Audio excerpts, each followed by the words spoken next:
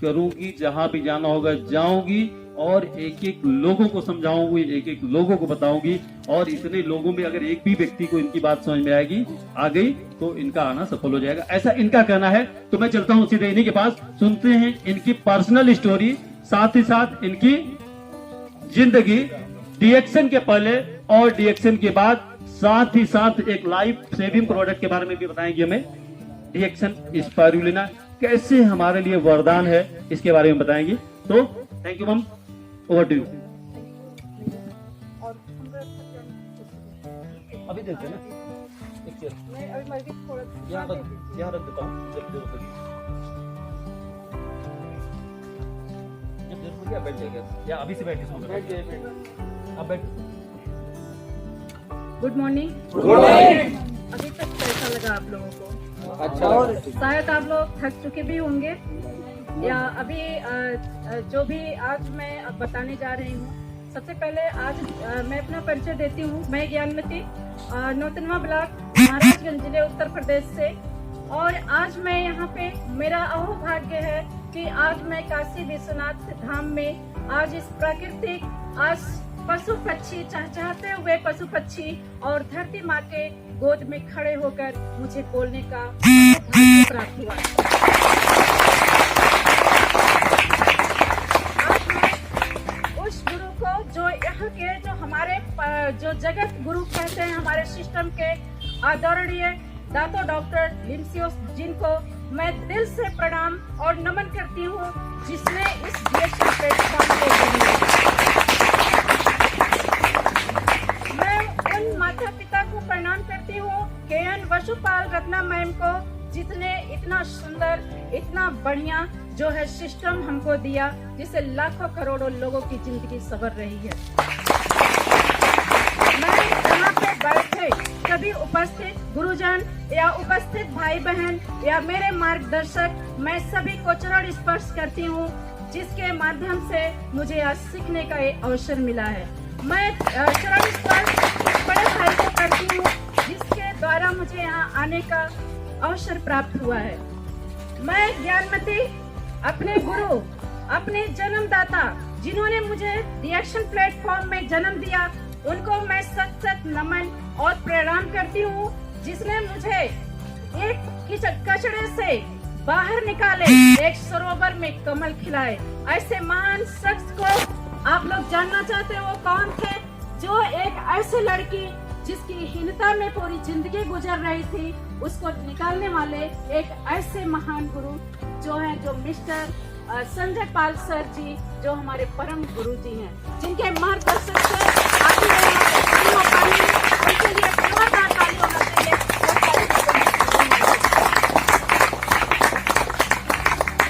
इसके बाद आज मैं बताऊं कि मैं यहाँ पे कैसे आ पाई हूँ। मैं देख रही हूँ जो हमारे सबसे अहम जो है गुरु हैं, खड़े बैठ के दूर से मुस्कुरा रहे हैं, उनको भी मैं दिल से नमन करती हूँ, क्योंकि मैं जब भी फोन करती हूँ, उन्होंने मुझे एक नया दिशा निर्देशित करते रहते हैं। और यहाँ पे सभी लोग, जितने भी अगर हमसे छोटे हो तो उनको प्यार भरा प्यार, और बड़े हो तो मेरा सभी को चरण स्पर्श प्रणाम। आज मैं इसलिए बनारस धाम में आई हूँ क्योंकि लोग कहते हैं कि ये नहीं होगा, वो नहीं होगा, क्यों नहीं होगा। आज मैं बताना चाहती हूँ कि मैं ज्ञानमती आज कितनी कठिनाइयों से इस डीएक्शन प्लेटफॉर्म में आके लाखों लोगों की जिंदगी को बदल रही हूँ। ये क्या है, क्यों कर रही हूँ? क्योंकि मेरे अंदर एक साहस जागा कि मैं, अगर मेरा जीवन मिला है तो एक अच्छे काम करने के लिए। मैं अपनी स्टोरी बता रही हूँ कि मुझे किन कारण से ये डीएक्शन प्लेटफॉर्म मिला। मैं बस तो मुझे डीएक्शन प्लेटफॉर्म, किसी को भी एक डीएक्शन प्लेटफॉर्म दो कारण से मिलता है। पहला कारण होता है गरीबी, दूसरा कारण होता है स्वास्थ्य, या पहला कारण होता है स्वास्थ्य, दूसरी कारण होती है गरीबी। ये दो विकट समस्याएं हर एक लोगों के जीवन में होता है, स्वास्थ्य और गरीबी। इसी को लेकर इस प्लेटफॉर्म में लोग आते हैं। मैं भी थी, मेरा भी जीवन इतनी दुर्लभ थी। मेरा जन्म एक छोटे से परिवार में हुआ था, जो बहुत ही खुशहाल परिवार था मेरा, और मैं अपने माता पिता की पहली संतान थी, और कई पीढ़ियों के बाद उनके घर में एक नन्ही सी जान आई थी। कोई लड़की नहीं थी। जब मेरा जन्म हुआ हमारा घर किलकारियों से गूंज उठा, बहुत लोग खुश थे।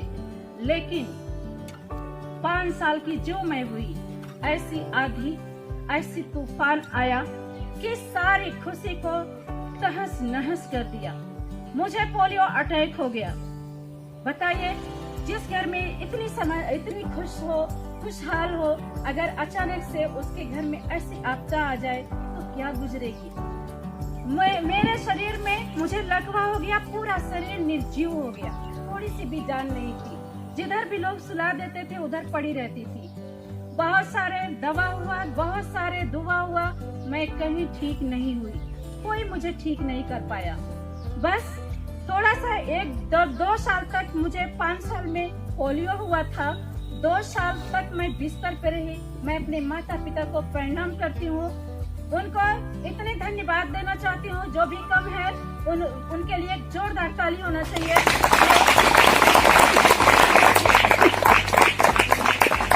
जिन्होंने मेरे उस हाल में मेरा सेवा सत्कार किया। और फिर इसी तरह से करते हुए इत्तेफाक से किसी ने बताया, मेरे पिताजी को एक वैद्य जी रहते हैं, उनके पास जाएगी। पापा ने लेके गए मुझे वैद्य के पास। मैं गई वहाँ पे, और वैद्य जी ने मुझे 2-3 दिन की दवा दिए थे। मुझे काफी रिलीफ हुआ, जो एकदम लुंज शरीर हुआ था उसमें जो है मुझे इतनी जान आई कि मैं उठ के बैठ गई। और आज मैं बताऊं, मैं उठ के बैठ गई, और 3 दिन के बाद जब मैं वहाँ पे लेके मुझे गए, वहाँ वैद्य जी की अर्थी आ रही। किसी ने पूछा, पापा ने पूछे किसी को, ये किसका है? लोग बताए कि एक वैद्य जी है, उनका इंतकाल हो गया। मैं 7 साल की हो गई थी, मुझे पता था। मैं बोली अब मैं ठीक नहीं हो सकती। पापा बोले नहीं, ऐसा नहीं कहते, चलो। फिर मैं घर आई, वही स्थिति, थोड़ी सी भी नहीं चल पाती, बस बैठ सकती थी। मैंने फिर कोशिश करना शुरू की है कि मेरी मौत तो होगी नहीं, मुझे इसी में जीना होगा। मैंने अपने धैर्य को कभी भी जाने नहीं दिया, अपने धैर्य को छोड़ा नहीं। मैंने धीरे धीरे करके चारपाई पकड़ के या किसी चीज का सहारा लेके चलना शुरू की। 1 कदम चलती थी, 2 कदम चलती थी, मैं गिर जाती थी। और जब गिर जाती थी शरीर एकदम निर्जीव हो जाता था, मैं थोड़ी सी भी चल नहीं पाती थी। इसके बाद ऐसे दिन बीतते गए। मैं मेरा जो है एडमिशन हुआ, 5वीं कक्षा तक मेरा घर पे हुआ। जब मैं स्कूल जाने लगी 6ठी क्लास में, जब मेरा दाखिला हुआ, मैं आप लोगों को ये सोच के भी लगेगा ये लड़की क्या थी, कैसी थी, कैसे अपने आप को संभालती थी। मैं जाती थी, रोज कोई नहीं ले जा पाएगा उसको छोड़ने के लिए, समय ही नहीं था किसी को। हमारे भी चाचा और पिताजी 2 ही भाई थे, दोनों घर गृहस्थी में भी उनको रहना था, कहाँ रोज मुझे छोड़ पाते। फिर भी मैं गांव से थोड़ी दूर पे विद्यालय था, जो मैं वहाँ पे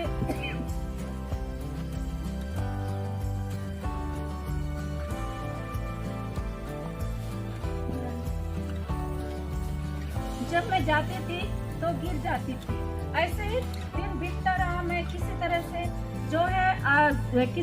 से मैंने जो है 8वीं कक्षा पास की। दोस्तों, मेरे साथ कोई नहीं होता था। आज मुझे आंसू आ रहे हैं, आप लोगों का ये प्यार, आप लोगों का ये सम्मान देख के कि आज मुझे थामने के लिए, आज मुझे उठाने के लिए इतने भाई बहन उपस्थित हैं।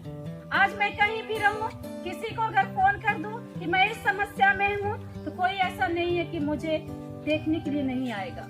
आज ये प्रेम आप लोगों का जो है मेरी आंखें झलका देती है। और मैं बताऊं, फिर इसके बाद जब मैं 8वीं कक्षा पास की, मुझे आगे बढ़ना हुआ। 9th में जब दाखिला हुआ मेरा, वहाँ दूर जाना था, मैं बड़ी भी हो चुकी थी। जब मैं जाती थी, थोड़ी एक हाथ में डंडा होता था, एक हाथ में किताब होता था, गिरती थी, सारा किताब लसरा जाता था, सारा कपड़े गंदे हो जाते थे। मैं क्या करती, उठ भी नहीं पाती थी। किसी तरह से फिर उठती, लड़खड़ाती, लेकिन मैं हारती नहीं, स्कूल तक जाती थी। समय से बीतता गया।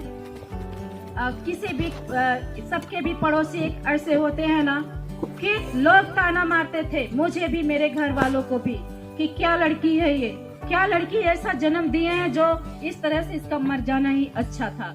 जब मैं ये ताने सुनते थे तो मेरे मन में एक ऐसी आग लगती थी कि मैं क्यों नहीं मर रही हूँ, क्यों मैं जिंदा हूँ, किसके लिए मैं जिंदा हूँ, ये ताने सुनने के लिए भी मैं जिंदा हूँ। इस तरह से करके मैं जाती थी, बेस सड़क से मैं गुजरती थी कि कोई भी साधन आएगा, कोई भी वाहन आएगा, मुझे कुचल देगा और मेरी आत्मा निकल जाएगी, ये दुनिया से मैं छुटकारा पा लूंगी, रोज की ताने बाने से छुट्टी मिल जाएगा मुझे। ये मेरी रोज की कहानी थी। फिर मैंने किसी भी तरह से इस तरह से अपनी पढ़ाई को इंटर तक मैंने की। जब भी मैं जाती थी सारे लोग इधर उधर हो जाते, मैं अकेले बैठ के पढ़ती थी, मैं अकेले ही बैठी रहती थी, कोई भी साथ नहीं होता, चाहे मैं दुख हो चाहे सुख हो, मैं अकेले ही जाती, अकेले ही रहती, अकेले ही बैठती। यही कहानी रोज की थी। फिर मैंने आगे की पढ़ाई की। मुझे जो है इस तरह से पढ़ाई को बंद मैंने नहीं की, हार नहीं मानी। 2001 में मुझे नौकरी भी मिल गई। 2001 में नौकरी भी मिल गई। वहाँ भी जब मैं जाती थी नाना प्रकार की कठिनाइयाँ होती थी, क्योंकि मैं जाना तो पड़ता था। आपको बताएं, जब मई जून का महीना होता है, ये मेरा पैर है ना, देखिए ये पैर जो है